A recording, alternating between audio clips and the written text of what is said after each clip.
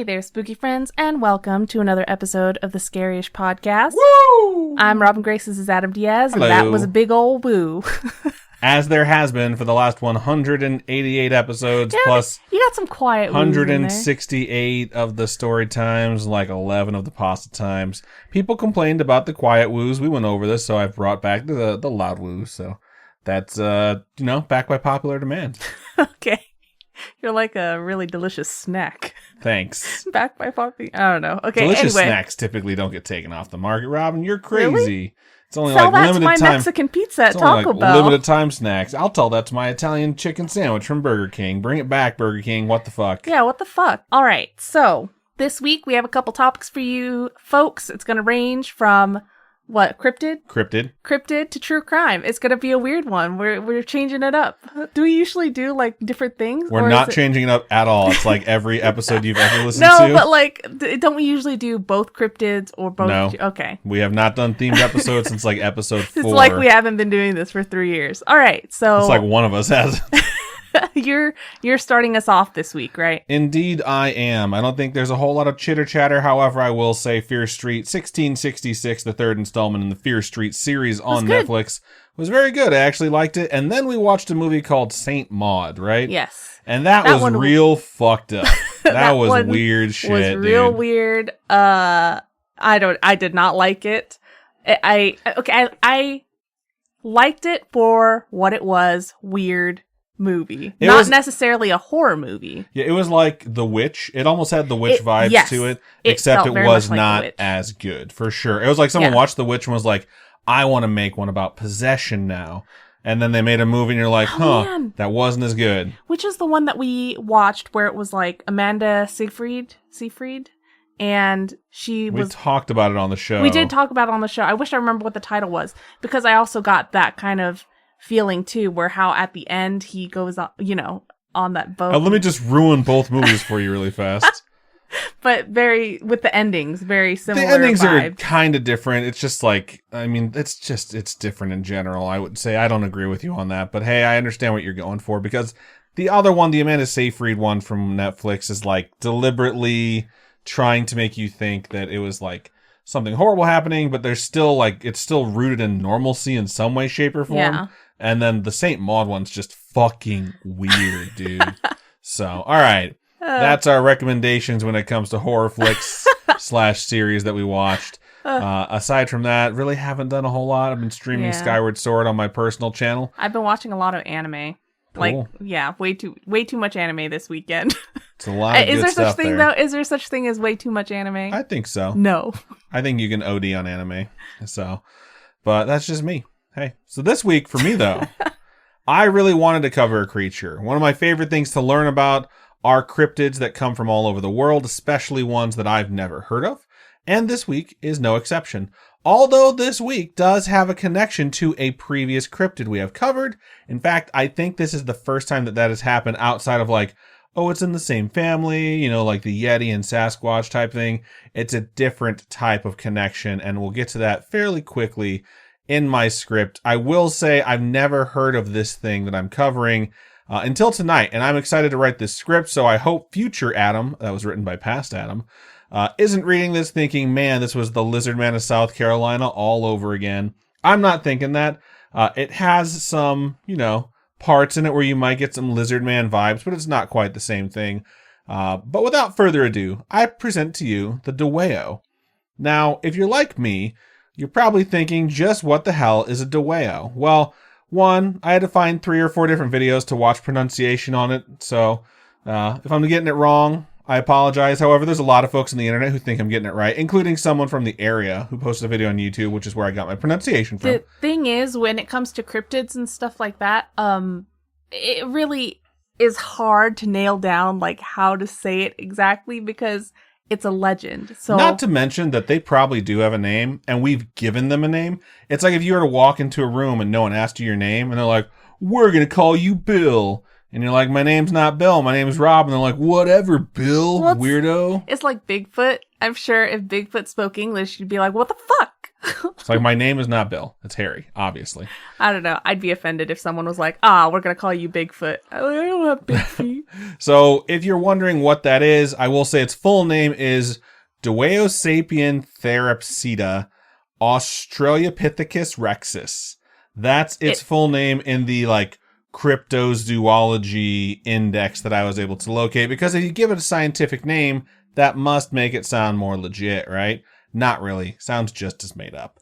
So the Dwayyo is a cryptid that is specific. It's true, though. That is specific to the Maryland region. It's around 6 feet tall when it's actually standing. Sometimes it's on all fours. Sometimes it's on its hind legs. It's covered in black or dark brown fur. Has a long, bushy tail and a nose or snout like a dog.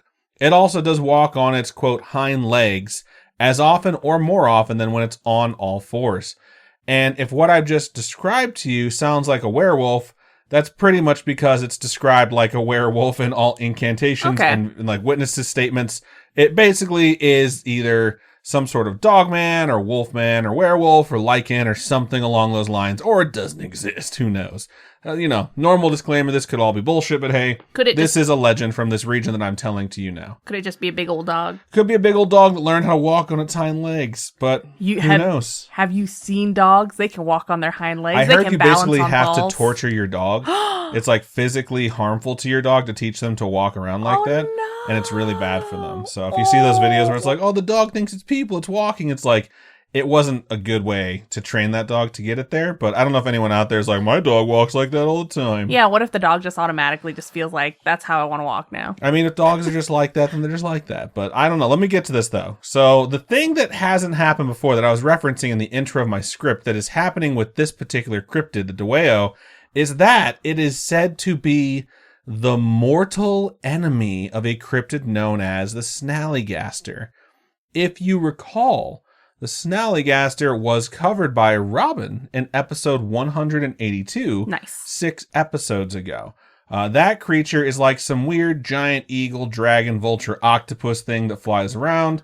And they also describe it as like some sort of horrific flying monster that seems to be some type of reptile. I can't believe that was only 6 episodes ago. I feel like that was so long ago. A month and a half ago. Dang. Yeah, so if you haven't heard that one, I would say pause, go back, listen to the Snallygaster, then come listen to this topic that I'm about to do about its mortal enemy. I have no idea why it's a mortal enemy, because it's not like King Kong versus Godzilla where it's like they're fighting for supremacy. And it's not like they're super similar. They're incredibly different creatures. But they say that it is the mortal enemy. The Dwayyo is a good old-fashioned dogman / lichen / werewolf type creature. So if you're wondering why this has ever been brought up in the same breath, I will tell you in a sec. Just hold your horses. I don't know how many of you know that there is actually a word for mixing up idioms, like having 2 idioms jammed together. I can't remember what the name of it is, but my favorite one was invented by one of my friends, and it was, don't get your horses up. And I really, really like that one. What does that even mean? Doesn't mean anything. It means you cram 2 things together, and now it doesn't make any sense. Huh. And they're hilarious, and it's fun to do. Like, does the Pope shit in the woods? That's another good one. That one's from Big Lebowski.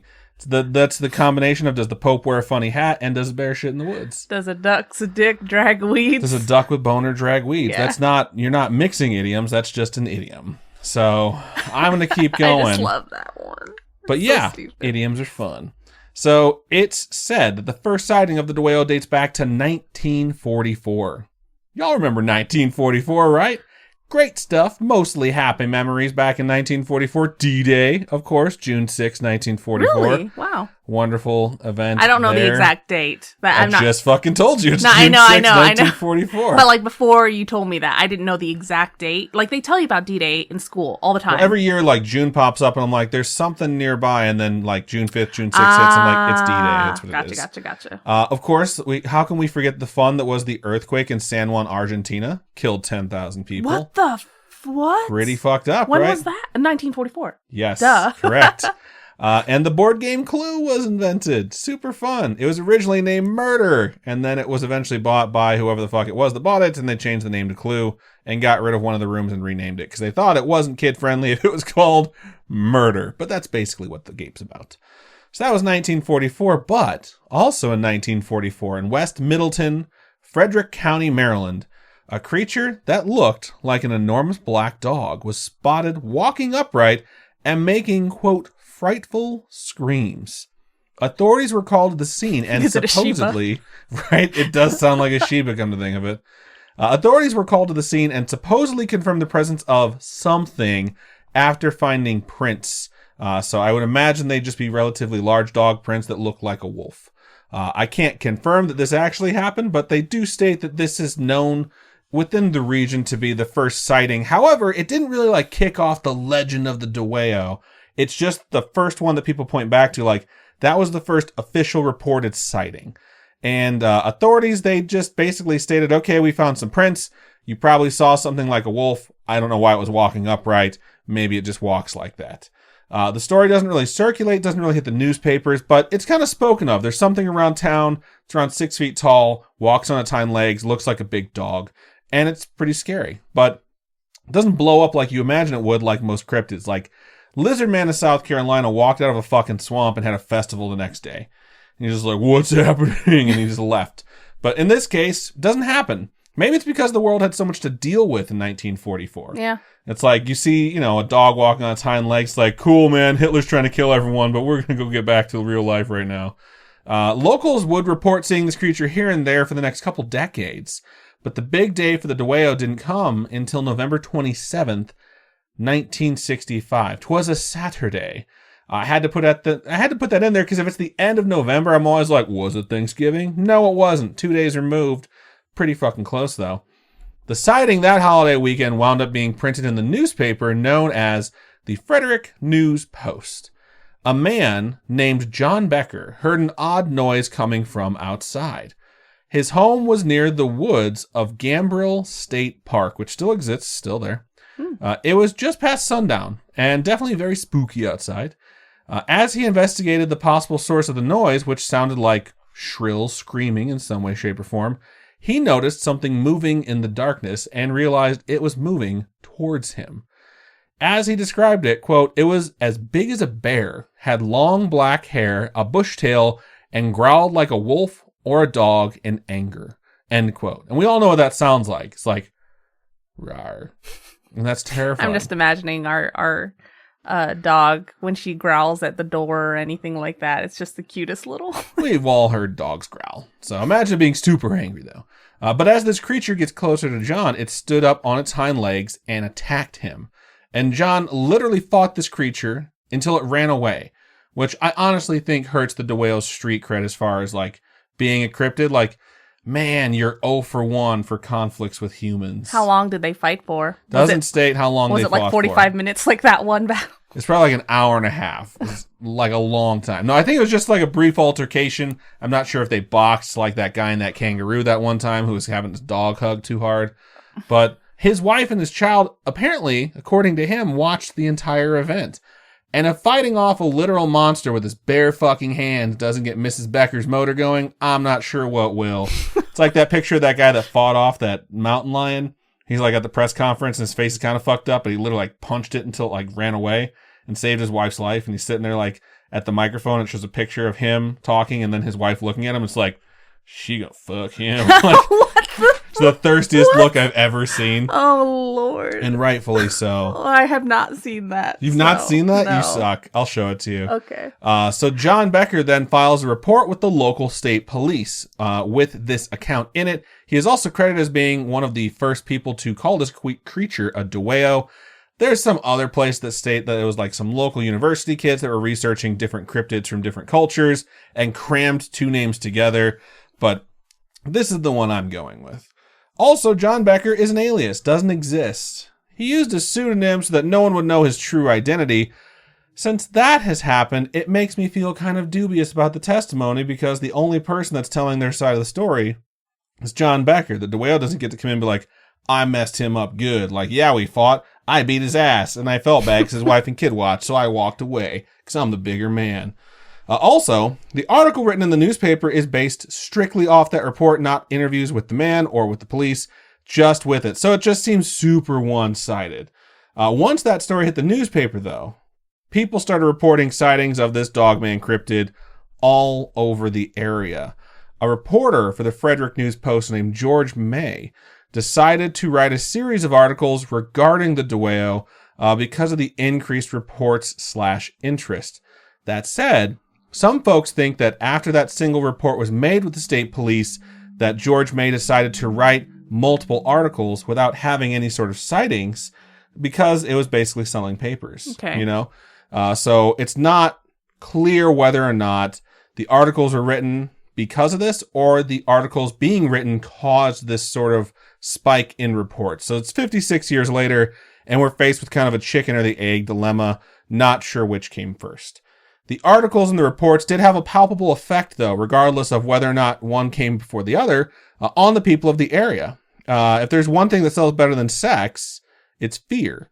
And fear was being sold in abundance during this time from this particular newspaper. I think that's why the horror genre does so well when it comes to movies, because you typically get both. It's like if you're watching a Friday the 13th or a Fear Street, you see people boning and you see people dying. So you're scared at the same time. God. Fear boners are the most powerful boners on the planet. We all know this.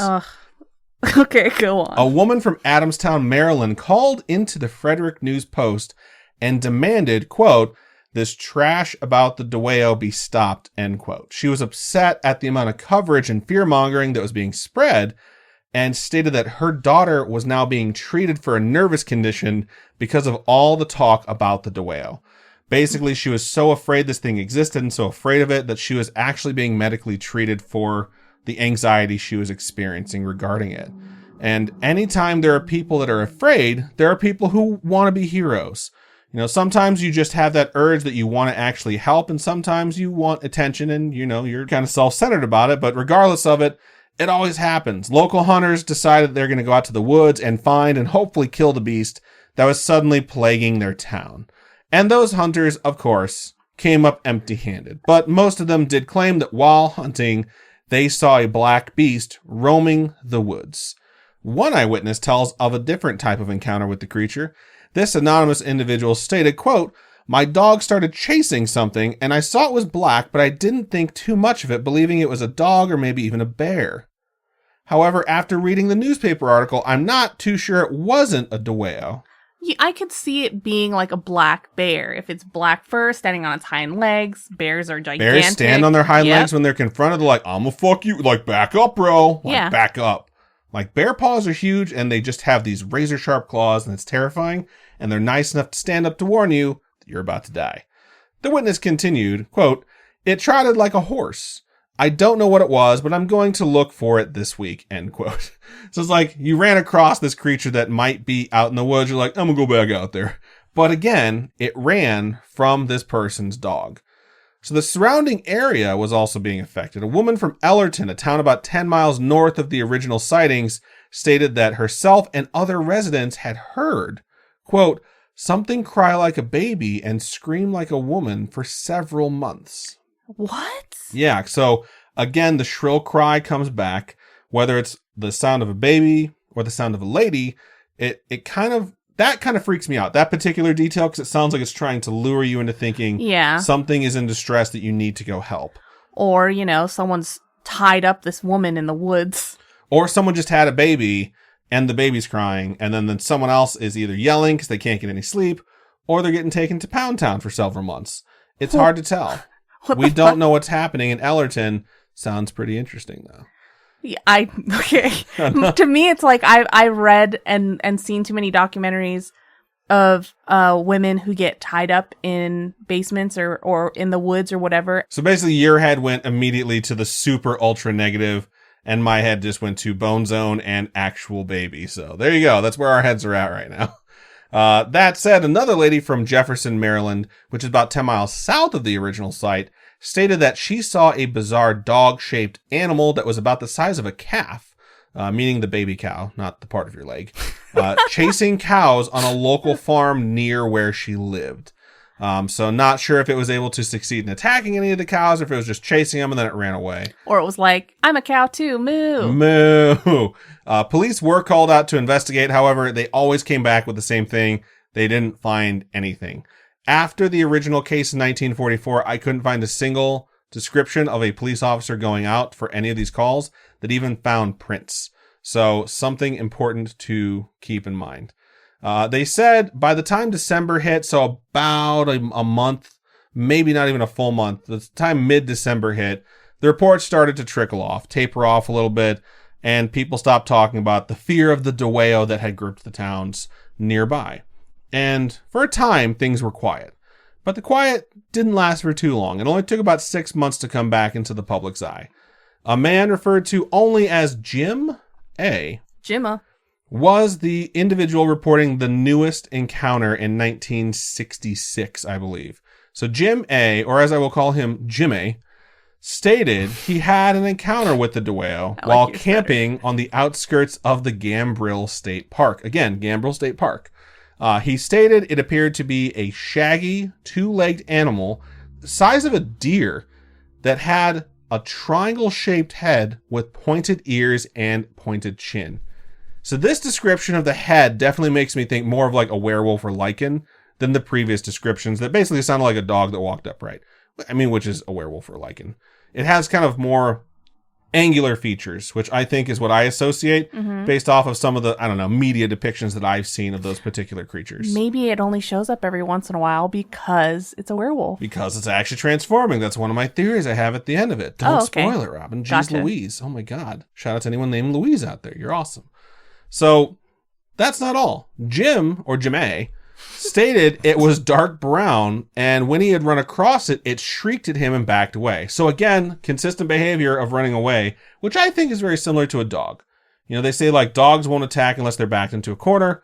They probably just basically want you to leave them alone. He stated that while it backed away, it walked oddly. Its legs, quote, stuck out from the side of the trunk of the body, making its movements appear almost spider-like as it backed away, end quote. While covering this topic to this point, I acknowledge that I would be scared of a werewolf or lichen or wolfman, but if that thing skittered away like a fucking spider, hell no. I am moving. Nuke the entire site from orbit. It's the only way to be sure. If it were a werewolf or a lichen, right, the way its legs are, you know... It is not spider-like. No, but like it's different than a human, how it would walk. Yeah, but so spiders and lichens are different. But maybe this person's like, well, it kind of seems like a There are very few things that I could encounter that would be 6 feet tall and monsterish, or just straight up an actual cryptid that would scare me more than a giant fucking spider. Like if I saw a giant spider, I'd be like, fuck this, I'm out. And anything else, I'd be like, that's kind of cool. So if this werewolf lichen thing kept running away from these creatures, these people, what if it's just a person who's transformed, right? And they don't want to hurt anyone. Don't look at me. Yeah, they're just like, get away from me, you know? So who knows?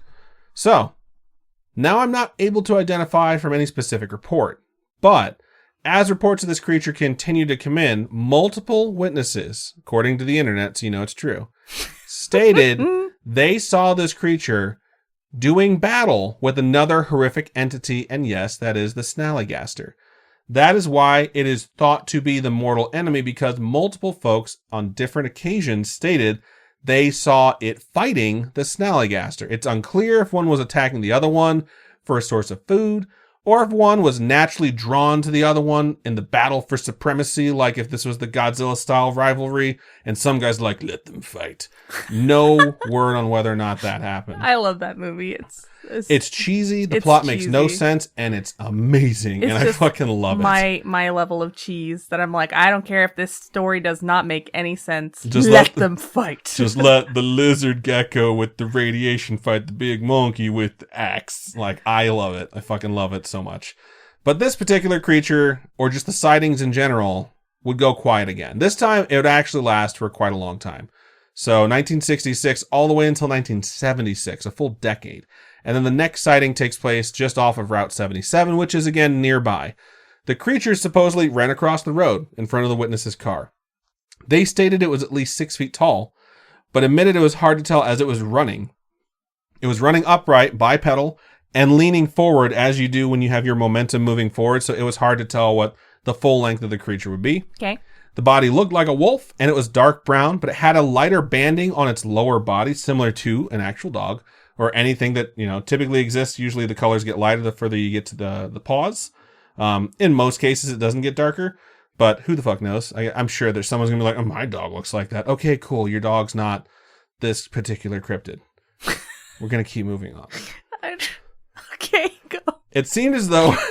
Just like, what the fuck? It just seemed as though it was running across the road deliberately, and it did not appear to be any sort of normal dog. So they freaked out. They called the police. They said, hey, I just saw this. And aside from that crossing, nothing much else surfaced in 1976. Folks did revisit the original accounts. People were interviewed again. Quite a few looked back at the creature very skeptically. One such individual believed that the John Becker, whoever it was, who had originally submitted the story, was likely drunk due to the holiday weekend prior to telling the tall tale. Well, that's probably just made shit up. That's making assumptions. That's making assumptions, but I think that's fairly reasonable. I mean, it was like a holiday weekend, and then this complete bullshit story comes in from out of nowhere. Okay. I won't say bullshit. This very far-fetched tale of battling this creature comes in from out of nowhere, and it's just like, maybe they were drunk. So that's 76, okay? That's 2 years later. There's another sighting in 1978. A report comes in from 2 park rangers, so professionals with wildlife, from Cunningham Falls, just about 15 miles north of the original sighting. These park rangers stated they encountered a large, hairy creature running on 2 legs. It was Adam. That could be fucking me. Aside from that, there's not much more of a description of the creature. I think, honestly, probably because they didn't want to either generate a panic or sound crazy themselves and endanger their careers. But this is considered to be the last sighting that I can find of the Dwayyo. That's not a whole lot of lore behind it, but there's a lot of sightings. You know what I mean? Yeah. There's no like specific supernatural abilities. There's no festival to go along with this guy. Just a lot of people seeing what appears to be a 6-foot-tall wolf man running around on its hind legs, scaring the shit out of everyone. So it certainly seems like something in the area exists or existed for a period of time and mostly stuck to these parks or forests, occasionally coming out, but mostly staying in that particular spot. And it also seems kind of like a wimp, since whenever it sees humans, it typically just runs away, including dogs. I mean, after fighting John Becker in 1965 and apparently getting beat up, maybe it's just scared of all humans. Like, its first interaction, it got the crap kicked out of it. It's like, never mind. Doesn't feel like getting into any more scraps. One thing that is worth noting about the creature is that the internet, as it tends to do, is littered with inconsistencies regarding it. Some things are very similar, like its description of what it looks like. However, some sites refer to it as a mammal, not sure how it would know that, and others refer to it as not a mammal. In fact, there is a few sites that refer to it as actually laying eggs or coming from eggs. Okay. I'm just like, all right. I mean, if a platypus, is a mammal that lays eggs, it could happen. It could happen. Not saying it can't. This actually comes from one of the townsfolk that was interviewed, who stated that he personally believed the Dwayyo comes from eggs because the snallygaster comes from eggs, and that the 2 creatures were actually one and the same. Which, one, doesn't make a whole lot of sense, because they're very, very, very different in appearance. And maybe if you're thinking about it strictly from a Pokemon sense, maybe one is an earlier evolution of the other one, and they met each other and they locked eyes. And in Pokemon, you lock eyes, you have to fight. That's the rule. But they don't really evolve that wildly. There's not many Pokemon that just evolve and go from like, oh, it's a puppy. It's like all of a sudden it's this fucking absolutely horrific eagle, dragon, vulture octopus. It's like those 2 things are just too far apart. Yeah. Or, vice versa. Maybe it starts out as the eagle, dragon, wolf, octopus, whatever, and then just becomes the wolf man.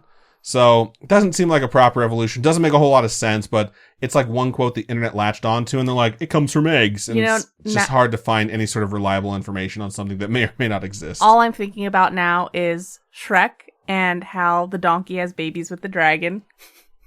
And, I mean, maybe it's something like that. It's weird. I think about that all the time. Yeah. So, lots of folks think that this creature, as well as its mortal enemy, the snallygaster, just simply don't exist. Like, after all, the snallygaster had articles printed about it back in the day, and actually the articles came out, like, within days of the Jersey Devil's first appearance. Really? Yeah, and the editor and the writer of those articles came forward later and admitted they were completely fraudulent. And they stated the one thing that they were, like, able to say, like, to be clear, These were articles about instances and sightings that had happened that had been reported previously. They just reprinted them and changed the dates to make it sound as if it had just happened to basically sell newspapers and to generate interest. So the Snallygaster already has this sort of cloud of suspicion over it because when it was brought up back in the early 1900s, it was done so in a dishonest way. So the fact that the Dwayyo is supposed to be the mortal enemy, it's like if I, Adam, said my mortal enemy is the Tooth Fairy. You may or may not believe in the Tooth Fairy. It's Dwayne "The Rock" Johnson. You beat my ass. That would not be a very good mortal enemy to have. But at the same time, if you don't think it's real, me saying that, will cast, doubt on whether or not I'm being authentic. So maybe the reason, like Robin said, that this has happened is because it is a person who was cursed with werewolfism or lycanthropy that no longer lives there or no longer lives, that passed away. That could be too, as far-fetched as it seems. And maybe it's just an actual creature. With the way it handles confrontations with humans and dogs, it seems like that could be partly feasible as well. When it comes to the werewolf thing, did I mention that the big sighting, November 27, 1965, was a full moon? No. It wasn't. No, it wasn't. Oh, God damn it. I was just checking to see if I mentioned it, because if I did, I was going to say that's not accurate. The full moon back in 1965 in November was on November 9th. On November 27th, it was a waxing crescent. There was actually barely a moon at that time. So it would be a lichen because it doesn't change with the moon. So we've nailed it down. So any lichens out there from that area, let us know whether or not you were running around 56 years ago. Let us know if you're liking this topic. I hate you so much for that. But who knows? With cell phones everywhere, we could get a new sighting any day now. I do think if it happens, it'll probably just be some guy in a werewolf suit pretending, trying to amp up the new legend of the Dwayyo. But I'll try and keep my mind open to the possibility that this dogman / werewolf / lichen could show back up. Nice. And that, my spooky friends, is the legend of the Dwayyo. Well, thank you for that. You're welcome. I appreciate it. It was nice. You went off my topic from before. I did. It's teamwork. I built on it. I undercut it a little bit. Felt pretty fun. Cool. So hope you enjoyed it. So, while we're on the topic of werewolves, though, I would like to point out today is June 20th, 2021. They just put all the Twilight movies back on Netflix. Top 10. Okay, out of the top 10 on Netflix today, Twilight, New Moon, and Eclipse are all in the top 10. I bet you by this weekend, it's going to be all of those fucking movies. So here's the thing, okay? Since we're going to fucking do this, then let's just do this. When it comes to series that you like to watch, like Star Wars, Harry Potter, Lord of the Rings, if you have taste, or Twilight, I don't think that you can say it's a good series if you have to skip one of the movies because it's not a good series. They're all bad movies. Because when Robin watches the Twilight series, she always skips New Moon. When I read it, I skip New Moon too. I'm just saying, then why watch it? They're not good movies, but they are trash movies to put on television. Like when I always put on 50 Shades, it's that trash TV that you're just like, I'm just going to watch this. Put it in the background while I crochet or something. They're both connected, by the way. 50 Shades was originally Twilight fanfic. Yes. Whatever. That's probably what Anna's saying right now. She refuses to watch the series Breaking Bad because it might be too intense, but she'll watch fucking Twilight. It's trash television. She'll watch Twilight and 50 Shades. All right, this has been fun. Fun little side corner about garbage TV, garbage movies. I don't shame anyone for liking stuff. There's a lot of trash stuff I like too. I can't think of anything off the top of my head because I am very tired. However, maybe I'll think of it during Robin's topic and just blurt it out. And Robin's topic can be found on the other side of this commercial break. And welcome to my half of the episode. So I'm back with another abandoned amusement park tale this week. This time it's Dreamland Park in Ruscombe Manor Township in Pennsylvania. Okay. I've never been to Pennsylvania, but apparently a lot of our spooky friends live in Pennsylvania. There are a lot of spooky friends from Pennsylvania. Crazy. One day we'll get out there and we'll actually see it. I don't know what's out there. I've only ever been to Lancaster, Pennsylvania. What's that? It's a city. Oh, well, I know it's a city, but what did you go for? Just to pick up a car. My dad bought a car and we flew there, bought it, drove it home. So it wasn't like you didn't go to an event or something. We went to a McDonald's. They had a fine McDonald's. Nice. Okay. Gas stations were top notch, I must say. Yeah, one of these days I'll get to Pennsylvania. We'll get to Pennsylvania. I was like, all right, fuck me. I guess I'll just stay home. Anyway, okay, so as this is going to be a true crime topic, I'm going to put like a trigger warning here because it does involve murder and sexual assault. And if that's something that bothers you, maybe not the topic for you. It's not a whole bunch, but I'm putting that warning in there because it does include that. It is interesting because I think most folks that listen to true crime podcasts can just sit through the goriest, most horrific of details because it is morbidly interesting of what happened, how things were handled, like how these monster human beings existed, and then what eventually is done when they're captured. So I appreciate that we put trigger warnings on stuff because sometimes I'll get in the car and your podcast will be playing. It'll be a true crime podcast, and they'll just go over the most gruesome, horrific shit. Yeah. And I'm like, whoa, like that came out of left field. It's called true crime. It's not called like rainbow marshmallow crime. It's like, no. This is true crime. This is what happened. I think we just thought of a name for a new board game. Rainbow marshmallow crime. No. Murder. We'll call it Honey Heist. I like that name better. Honey Heist. I mean, if you're going to have rainbow marshmallow crime, you're clearly like stealing, probably not murdering marshmallows or rainbows. Oh, God. Okay, anyway, I'm going to get it into my actual topic. Get it in, Robin. So, just a short drive from Reading, Pennsylvania. There's this small amusement park that featured simple attractions. There was a band theater, a roller rink. There was like a small race car track and a few rides. It's nothing like you'd think of an amusement park these days, like Disneyland or Knott's Berry Farms or something like that. You know what I mean? I mean, I grew up in a really rural area, and did you have an amusement small park? rinky-dinky amusement parks, like they have a specific like homey, creepy feel to them, for sure. Yeah, I don't remember the name of the one that I grew up around, but it is definitely closed now. Oh, and imagining it abandoned at this point, it would be one of the scarier places to go venture through at night. Oh yeah, for sure. Oh man. So I'm kind of I have a thing in my mind's eye of what you're talking about right now. All right. Well, it opened in 1939 or around that time, and from what sources can gather, the land was a former farmstead, and it was bought by the brothers Alton and Ralph Kreitz. And their goal was to develop this 17-acre plot of land into this amusement park complex.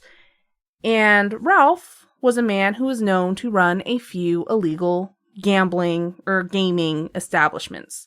And he did so in the 30s and 40s. So when it came to this amusement park, he kind of kept more in the shadows of the development, things like that. It's rumored that they actually had high-stakes poker games held at the park, just kind of like down low and not in the open, you know what I mean? The property was eventually confiscated by the IRS in 1956 due to unpaid taxes and, reports of illegal gambling, things like that. But that is not the horror here. The horror is something that you've probably already seen if you've seen the title of the episode, and that is the Dreamland Park Murders. On August 13th, 1969, Marilyn H. Scheckler, who was 18, and Glenn W. Eckert, who was 20, were murdered in the woods surrounding the park. Early that morning, they're hanging out late at night, past midnight, so early hours of the morning.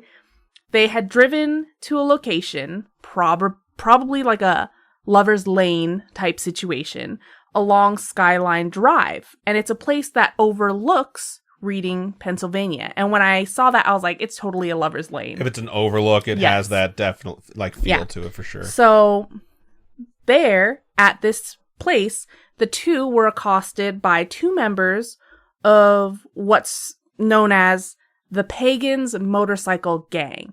And that is the name of the gang. It's not that they were pagans in this motorcycle gang. I wanted to put that out there before someone asks me like, oh, you're just saying that they're pagans or what? No, that is... motorcycle gangs have very horrific names. Yes. So the name of this motorcycle gang were the Pagans. That's what they were named.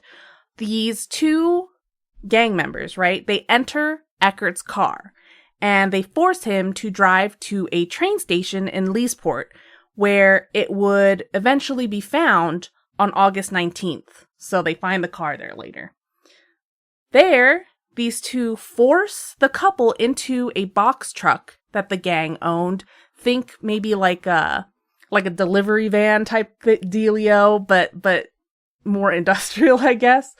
And they sexually assault Sheckler as they drive around the town.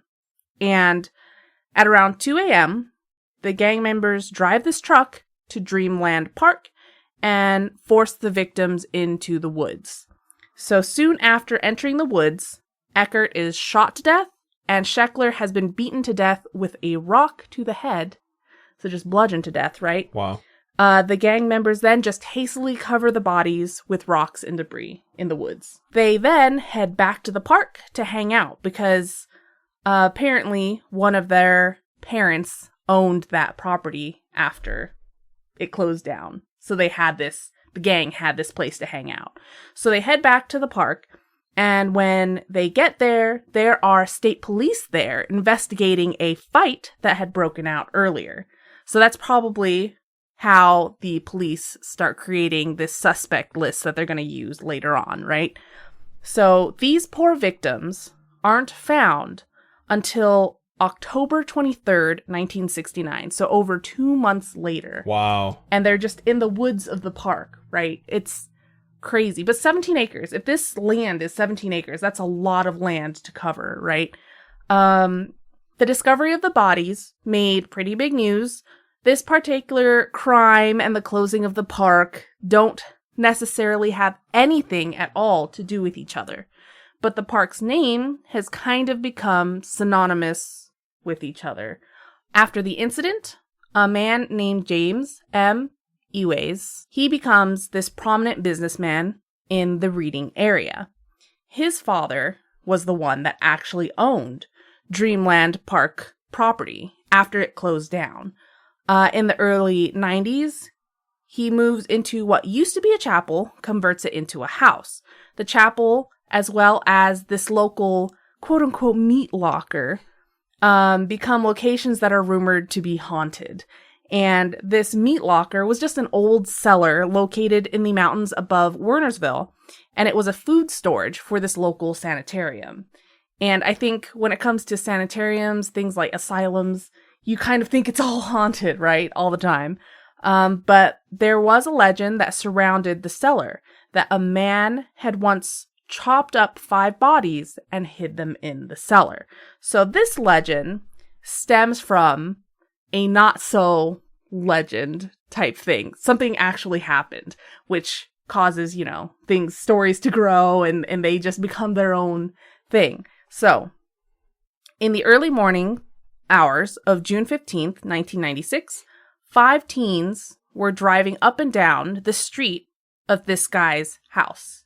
So James Eways' house. And they were shouting threats and obscenities at him, or at his house. And they were also shining a flashlight into his windows. So upon the 4th time that they're driving back and forth, he comes out from behind 2 pillars in front of his house and aims a handgun at them. He fires 2 shots at their car, and one gets through the passenger side window and hits a boy named Michael A. Abate. Wow. And he is only 17 at the time. I had a friend who picked a random house when we were just out of high school, or maybe still in high school. And he used to go park in their driveway super late at night, like 2 or 3 a.m., and put his brights on and honk his horn and not come off of his horn. It's a bad idea. Until the guy got up, until he saw someone looking, and then he would just leave. And I was like, those people are probably terrified. And eventually the guy came outside with a gun and he never went back there again. Yeah. So hearing this sounds exactly like that. Well, this kid gets shot in the head and dies. So he dies 20 hours later at the hospital. The rest of the kids admit to having been drinking. They were smoking weed. They admitted to harassing him. at around 2 a.m. after they had gone to the meat locker or cellar. So all this stuff culminates together, right? To make this over-the-top legend of having chopped up 5 bodies and put in the cellar. Anyway, this guy, James, he gets arrested and is charged with first and third degree murder, voluntary manslaughter, involuntary manslaughter, aggravated assault, simple assault, and recklessly endangering another person. His attorney argues that the only reason why he did any of this was he was being harassed himself and the gun went off accidentally. I don't know how you accidentally shoot someone twice, but right. His attorney, named Emmanuel Demetrio, also had the trial moved to a different county because of James's association with those that were convicted of the Dreamland Park double murders. On October 1st, 1996, he was acquitted of the murder charges. Wow. But he was convicted of involuntary manslaughter, 5 counts, and 5 counts of reckless endangerment. So he's sentenced to 2 to 5 years in prison for all those things, and then 10 years of probation. So he gets off. You know what I mean? It's like, how? 2 to 5 years for killing someone. And even then, like 2 to 5 years, your sentence can be reduced from like good behavior or any of the other things you can do while you're in prison. He served the entire 5 years. Okay. But he got out of jail in 2003. And then he got to do whatever.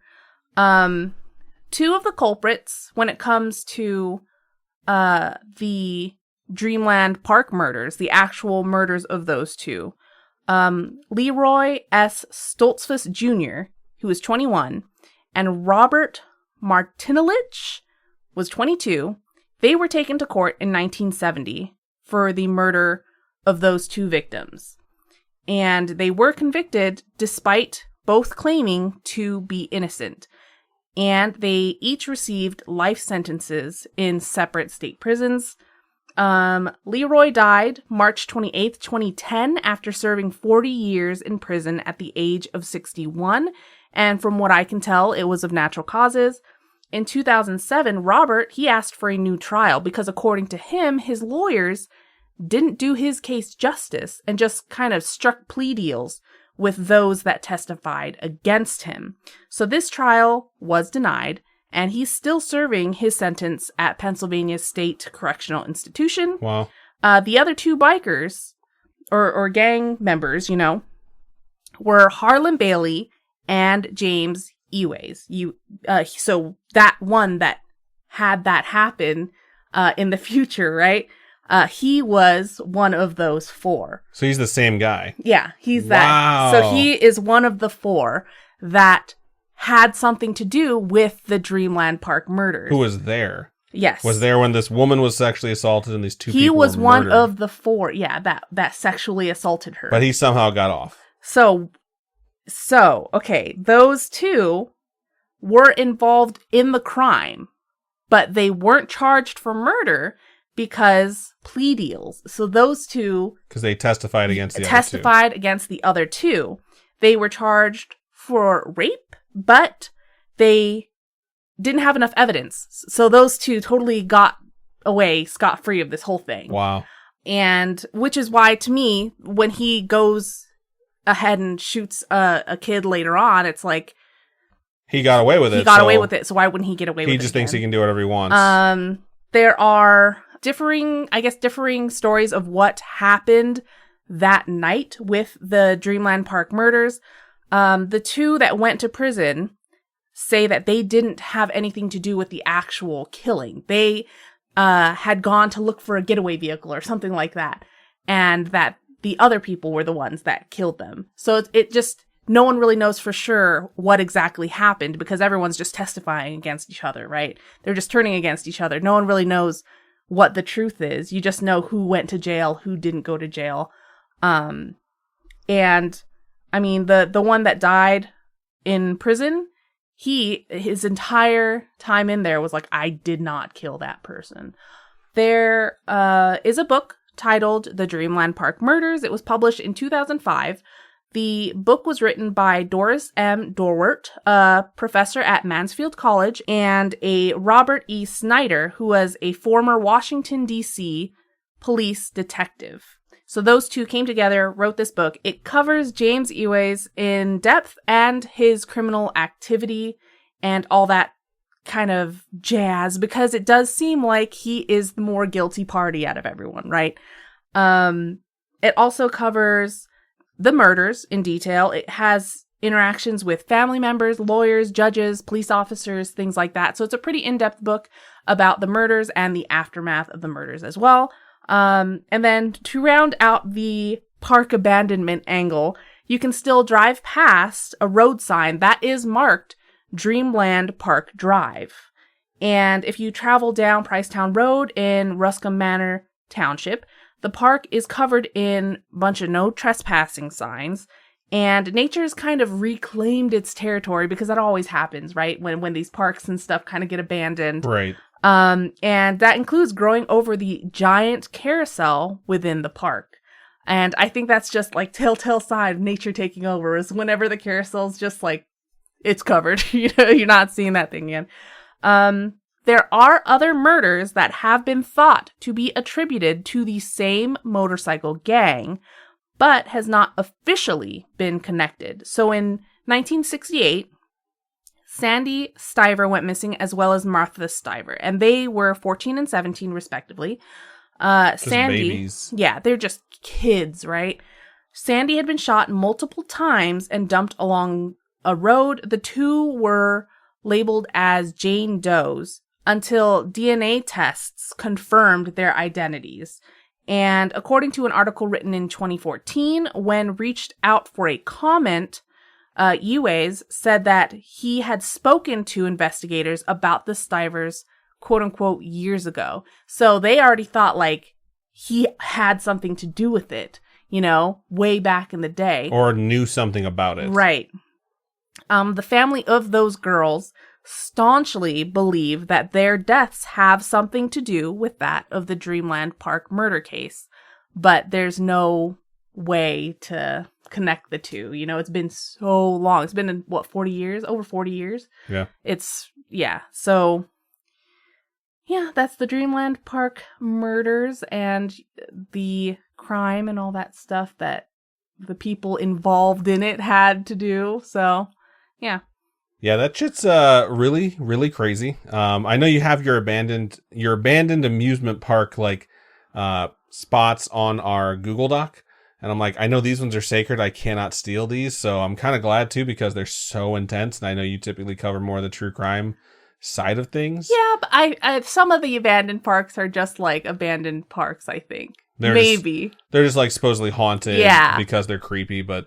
Yeah, that one's really intense. I really like how you did the script where it's like, let me jump forward to 1996 where some guy kills someone, and then you jump back and it's like, and then he was a member of this biker gang, specifically of the 4 people who committed this crime. His dad was the one that owned the park at the time, which is how they just did whatever they wanted on that park property, which is crazy.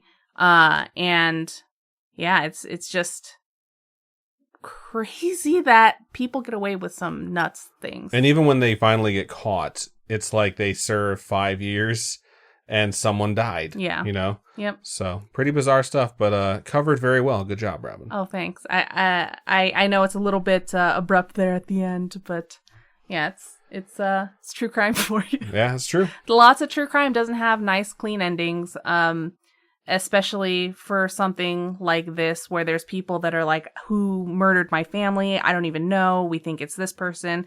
And then when it comes to the Dreamland Park murders, it's like, who killed who? There's 2 people that got away scot-free. And then there's 2 that are spending their lives in prison, or had spent their life in prison. Spent their entire life after that in prison. It's just like, you know what I mean? And a lot of people think or feel that, Leroy, the one that did die in prison, was not that type of person, that he wouldn't actually kill somebody. He might have been a piece of shit and made really bad decisions, but he didn't have it in him to kill anybody. But you don't know, right? You don't know. You weren't there. You don't know what they're capable of. It's really horrific to try and imagine, like, something that awful happening, and then the 4 people who are your like suspects, the 4 people who are definitely involved in it, all turning on each other and then just trying to figure out like, okay, which ones do we believe, you know? Yeah. And it's really suspicious that the person who had the rich dad who owned the land got away is one of the people that got away with it. And then later on goes on to kill a kid. And well, so when it comes to the missing girls, the Jane Does, right, that were identified, when they went to go talk to him, he was like, I've made mistakes in my life. Those 2 were not one of my mistakes. So he is staunchly like, it's not me. But you know what I mean? Can he be trusted though? You can't tell. You can't tell. You can never tell. You just have to there's no evidence, you know? And that's what it comes down to is evidence. Obviously, those 2 got away with rape because there's not enough evidence. Like, it's just nuts. Yeah, it's pretty horrific. Yeah. So, either way, solid topic. Way to cover it. Good job. Yep, way to be depressing at the end. Indeed.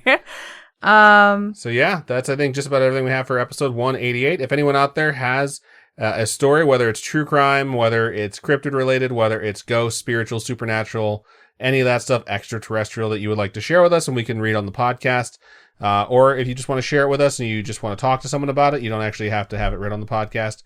You can always reach out to us by emailing storytime@scaryish.com or going to our website, scaryish.com, and clicking on contact us. Fill out that form. It comes directly to us.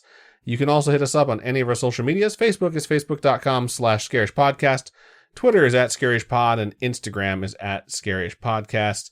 Yeah, Robin, for folks who would like to donate to us, how can they do so? You can go to patreon.com/scariyishpodcast. Those are monthly donations. Tiers start at $1. At $1, you get ad-free, which is great. And then if you're not into the monthly donation type thing, you can also go to coffee, ko-fi.com/Scaryish podcast.